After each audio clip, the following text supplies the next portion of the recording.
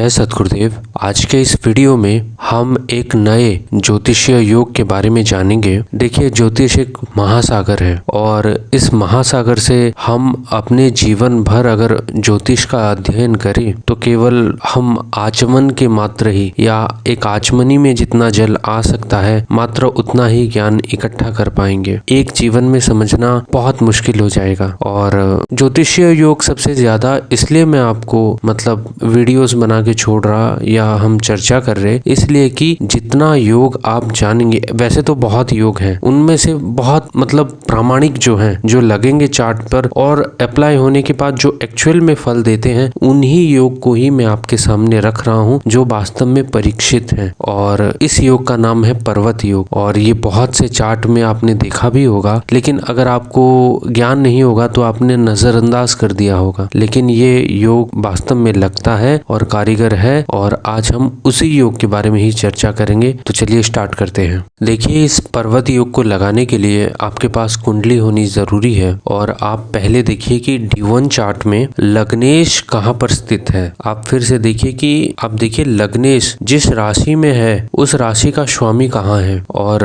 अगर लग्नेश जिस राशि में है उस राशि का स्वामी केंद्र में या त्रिकोण में अपनी उच्च राशि में या स्वराशि में बैठा है और बली अवस्था में है, तो ये कहना पड़ेगा कि इस चार्ट में पर्वत योग का निर्माण हो रहा है। मान लीजिए उदाहरण के तौर पर हम एक कुंडली लेते हैं। कालपुरुष की कुंडली में, कालपुरुष यानी कि मेष लगन की कुंडली में लग्नेश मंगल नवम गया है, यानी कि धनु राशि में गया है। और धनु राशि का स्वामी बृहस्पति चतुर्थ भाव में कर्क राशि में उच्च हो रहा है। तो ये कहना पड़ेगा कि इस चार्ट में पर्वत योग का निर्माण हो रहा है। अब आ जाते हैं कि इस पर्वत योग के फल क्या हैं।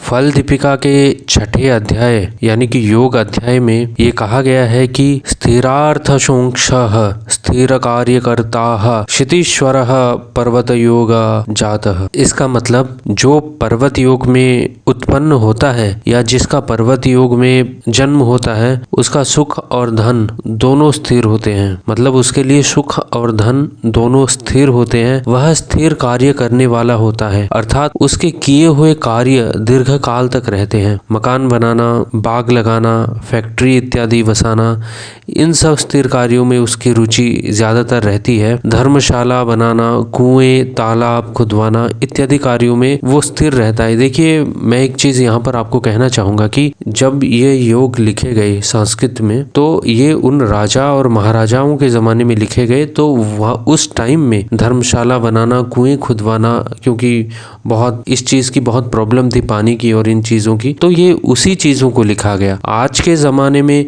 इसके मायने बहुत अलग हो सकते हैं। आप सामने से मुझे ये क्वेश्चंस कर सकते हैं कि ये चीजें आजकल रेलेवेंट है नहीं, और ये सच बात है। आजकल कुछ नई चीजें जो कि एक स्थिर, हर वो चीज जो स्थिरता को रिप्रेजेंट करती है, लंबे समय तक उस व्यक्ति के पहचान को दर्शाती है, वो इस पर्वत योग में आएगा, जहां हम उस व्यक्ति को याद कर सकते हैं। और ये सब पर्वत योग के और भी बहुत सारे चीजें, वो पर्वत योग किन ग्रहों से सृष्टि हो रहा है उसके कारकत्व में भी प्रभाव आता है। किस भाव में वो पर्वत योग हो रहा है उसके कारकत्व में भी प्रभाव आता है। जैसे कि हमने इस उदाहरण कुंडली में पर्वत योग देखा कि नवम भाव और चतुर्थ भाव उन दोनों के रिलेशन से बन रहा है, और स्थिर ग्रह यानी कि गुरु है। तो ये कहना पड़ेगा कि उसकी जो चतुर्थ भाव के जो कारकत्व हैं उसे स्थिर रूप से प्राप्त होंगे। नवम भाव के कारकत्व लग्नेश के लिए स्थिर रूप से प्राप्त होंगे, यानी कि भाग्य। और इसलिए भाव की भी इम्पोर्टेंस सबसे ज्यादा है, और जो ग्रह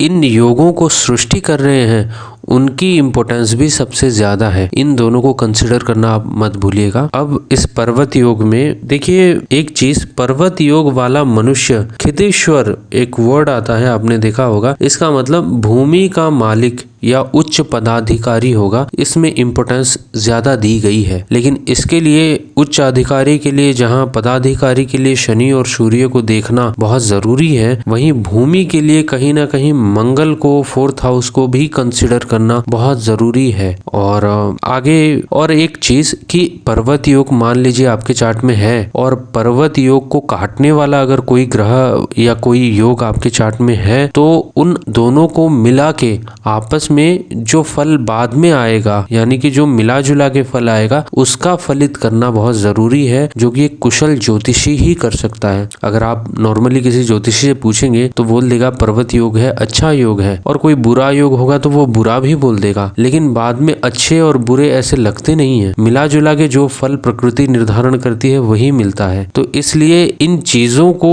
मतलब बहुत सावधानी से परखना जरूरी है चार्ट में कि ये कैसे एक्ट करेंगे। खैर, अब हम एक उदाहरण कुंडली के माध्यम से पर्वत योग को समझते हैं। आपके स्क्रीन पर जो चार्ट फ्लैश हो रहा है वो 1896 21 फरवरी का है, लगन मिथुन का है और लग्नेश जो है वो अपने से अष्टम गया हुआ है, यानी कि लगन से अष्टम मकर राशि में है। और मकर राशि का स्वामी पंचम में अपनी उच्च अवस्था में है, यानी कि शनि तुला राशि में है पंचम में, और बुध जो है लग्नेश वो शुक्र के साथ युति यानी कि पंचमेश के साथ युति अष्टम में है, मकर राशि में, क्रूर राशि में। और इस चार्ट को देखकर ये कहना पड़ेगा जरूर कि पर्वत योग का निश्चय ही निर्माण हो रहा है। और ये चार्ट जो है ये बहुत ही बड़े पॉलिटिशियन का चार्ट है। आपने उनका नाम सुना भी होगा। पहले नॉन कांग्रेसमैन थे जो पीएम तक पहुंचे। 1977 से 79 तक इनका जो पीएम कार्यकाल रहा। इनका नाम है मोरारजी देसाई। और आप उनके बारे में वैसे ही दूसरा चार्ट आपके स्क्रीन पर फ्लैश हो रहा होगा मिथुन लगन का 12/4/1999 का चार्ट है। और ये एक फीमेल चार्ट है, कोलकाता का जन्म है इनका। और मिथुन लगन में लगन यानी कि लग्नेश, लगन का मालिक लग्नेश अपने से दशम गया है और वो वहां पर मीन राशि में स्थित है और मीन राशि के स्वामी के साथ यानी कि गुरु के साथ, और उसके साथ युति में सूर्य हैं जो कि विक्रम भाव के स्वामी हैं, यानी कि बुध, सूर्य और गुरु ये तीनों दशम भाव में स्थित है और गुरु स्वराशि का है। तो ये कहना पड़ेगा कि इस चार्ट में पर्वत योग का निर्माण अच्छे से हो रहा है। हालांकि कुछ लोग ये कहेंगे कि बुध नीच है, लेकिन नहीं, बुध को यहाँ पर नीच की तरह ट्रीट नहीं किया जाएगा। उसके बहुत सारे कारण हैं, कभी इस चीज पर हम बाद में डिस्कस करेंगे, लेकिन हाँ, इसे नीच नहीं लिया जाएगा और पर्वत योग का निर्माण हो रहा है। अब मैं इस जातिका के बारे में आपको बता दूं। इनका जन्म कोलकाता में हुआ, बहुत ही अच्छे घर में इनका जन्म हुआ। इनके पिता बहुत ही ऊंचे ओहदे के एक गवर्नमेंट बैंक मतलब नेशनलाइज बैंक के कर्मचारी रहे। जब वो रिटायर हुए तो बहुत ही एक ऊंचे पद में थे और ये खुद भी टॉपर रही। कॉमर्स के फील्ड में इनका बहुत ही अच्छा नाम रहा और बहुत ही एक ऊंचे यूनिवर्सिटी में इन्होंने टॉप किया। बाद में इनको बंगाल में और बंगाल के बाहर भी बहुत जॉब ऑफर हुए, लेकिन ये बंगाल में रहना चाहती थी और वहां पे जॉब करना चाहती थी। तब इनका चार्ट मेरे पास आया और इनके बहुत सारे प्रश्न थे और ये जिंदगी में बहुत अच्छा कर रही थी। और इनसे बात करके ये भी मैंने जाना कि ये एक ही फील्ड में नहीं बल्कि कई फील्ड में बहुत अच्छी है। सिंगिंग, डांसिंग और भी इनके बहुत सारे फील्ड हैं जो इनमें बहुत अच्छी है, क्योंकि बुध है तो मतलब मल्टीपल ये चीज देगा ही। और बुध लग्नेश है तो कहीं ना कहीं कॉमर्स के फील्ड से इनका जुड़ाव होना ही था ऑलरेडी। और हाँ, इनका जो मैंने आपको कोलकाता का चार्ट बताया, इनका अभी गुरु की ही महादशा चल रही है जो पर्वत योग निर्माण कर रहा है। तो इन चीजों से पता चलता है कि कितने सटीक योग है ज्योतिष में। तो आप इन दोनों चार्ट के माध्यम से जान सकते हैं कि पर्वत योग चार्ट में कैसे अप्लाई होके काम आ रहा है। और पर्वत योग बहुत ही एक अच्छा और खरा योग है। आशा करता हूँ कि